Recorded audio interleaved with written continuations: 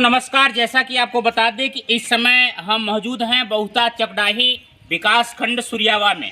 आपको बता दें कि एक चर्चा का विषय हमने सुना था बहुता चकडाही के पंचायत भवन की वास्तव में क्या स्थिति है, वहाँ की रख रखाव की बात करें, ज्ञानालय की बात करें, पंचायत सहायक की बात करें या जो पंचायत भवन है उसकी बनावट की बात करें, तो लगभग ब्लॉकों में चर्चा का विषय है कि वास्तव में जो मजबूती है, जो बनाने का पूर्ण मानक है उसके अनुसार बना हुआ है।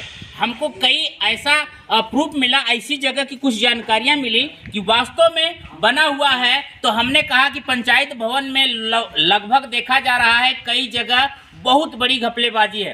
पंचायत सहायक की नियुक्ति तो हो गई है, लेकिन पंचायत सहायक वहां आते नहीं है।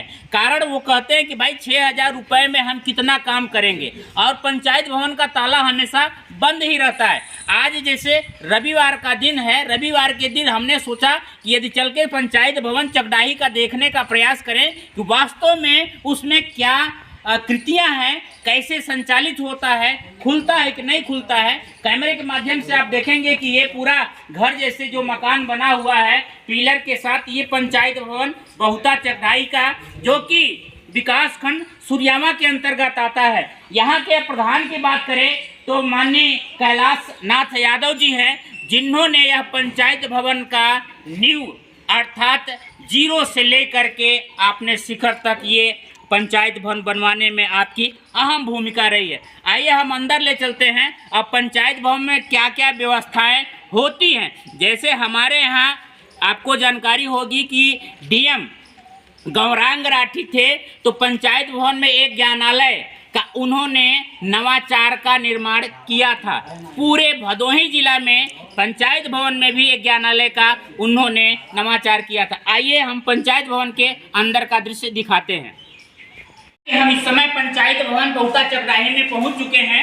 ये ज्ञानालय है। कैमरे के माध्यम से आप देख सकते हैं कि यहाँ आज रविवार का दिन है तो खाली है, वरना हमेशा यहाँ बच्चे भरे रहते हैं। कुछ हम आपको बुक्स दिखाने का प्रयास करेंगे। देखिए, जैसा कि नवाचार के तहत यहाँ सारी बुक रखी हुई है। आपको बता दें कि यहाँ यूपीएससी की बुक रखी हुई है, डी फार्मा CUET की सारी बुक, अर्थात जो भी तैयारियां का सारी बुक होता है लगभग यहाँ रखा गया है, और पेपर भी रखे गए हैं। कहा जाता है यदि तैयारी किया जाए तो पूर्व तैयारी किया जाए। ये क्षेत्र जो आप देख रहे हैं कैमरे के माध्यम से, ये ज्ञानालय है। और ज्ञानालय के अलावा आप देखेंगे यहाँ पंचायत सहायक बैठते हैं। आइए हम पंचायत सहायक का आपको कमरा दिखाने का प्रयास करते हैं कि वास्तव में यहाँ रहते हैं कि नहीं रहते हैं। वास्तव में कहीं कहीं हमने पंचायत भवन देखा है तो वहाँ इतनी गंदा व्यवस्था रहता है कि वहाँ पता चल जाता है कि लोग बैठते नहीं हैं। जैसा कि आपको बताएं कि हमारे साथ बात करने के लिए जुड़ चुके हैं बहुता चकडाही के प्रधान जी कैलाश नाथ यादव जी। आपने इस पंचायत भवन का निर्माण किया, और हमेशा देखा जा रहा है पंचायत भवन में पंचायत सहायक हमेशा बैठते हैं, ज्ञानालय भी चलता है। ये सब क्रियाकलाप करने में कितनी आपकी अहम भूमिका रहती है, और इस ग्राम सभा को यहाँ तक लाने में कितनी कठिन परिश्रम किए हैं। आइए हम आपको जोड़ते हैं सीधे कैलाश नाथ यादव जी से, जो बहुता चकडाही के प्रधान जी हैं। क्या कहेंगे सर? जो सामने देख रहे हैं, जो हमको करना है, जो आदेश है उसको पूरा कर रहा है। जैसा कहा जा रहा है यहाँ ज्ञानालय प्रतिदिन चलता है, हमेशा चलता है। यहाँ हम देख रहे हैं कि तमाम बुक्स वगैरह रखे हुए हैं। ये बच्चे खुद लाए हैं कि ये ग्राम सभा का? ग्राम सभा में ये लाए हैं, ये संस्था वाला है। अच्छा, बच्चे जो है ये संस्था वाले युवा शिक्षण केंद्र के लोग लाए हैं और चलाते हैं। क्या कहेंगे, गांव के विकास के लिए कितनी अहम भूमिका रहती है आपकी? अब यही सब विकास के लिए किया गया है। अच्छा, लड़के आए, पढ़े लिखे, आगे बढ़े, इसीलिए सब सारी व्यवस्थाएं की जा रही है। जैसा अभी इस समय चल रहा है कि ग्राम सभा के विकास को लेकर के हमने तमाम ऐसे ग्राम सभा में देखे हैं कि विधवा विकलांग की शौचालय आया हुआ है और आवास भी आया हुआ है। तो आवास की क्या मानक है, और आपके ग्राम सभा में लगभग विधवा या विकलांग की कितने आवास आपने पास करा दिया? भाई, विधवा का जो आदेश है वो 18 से 40 वर्ष के लिए है। अगर विधवा 40 के ऊपर है तो उसके लिए नहीं। अच्छा। अब 40 के अंदर जो मिले, हमारे गांव में एक विधवा मिली है जो 35 साल की अवस्था है, उसको आवास मिलेगा। बाकी 40 के ऊपर है तो उनको आवास नहीं मिल रहा। दोस्तों, जैसा कहा जाए कि आवास की आवश्यकता तब होती है जब वो 40 के बाद होते हैं, क्योंकि यदि उनके पास घर नहीं है, 40 के बाद हैं, तो आपको आवास नहीं मिलेगा।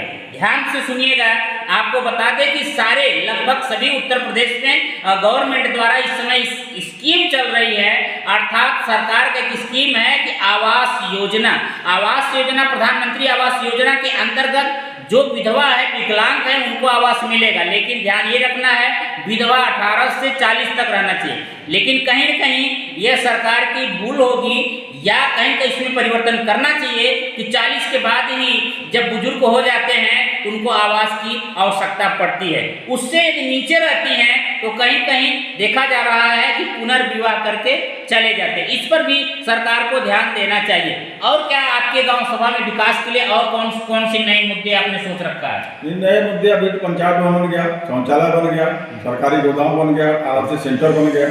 अब ये रास्ते के लिए बहुत दिक्कत है गांव में, उसके लिए प्रयास कर रहा हूँ। अच्छा, कौन से रास्ते के लिए? मतलब गांव के जो रास्ते हैं, जैसे जल निगम वाले जो तोड़ दिए वो नहीं बन पा रहा है, और इतना पैसा बजट नहीं है कि और जो रास्ता नहीं बना उसको करवाएगा।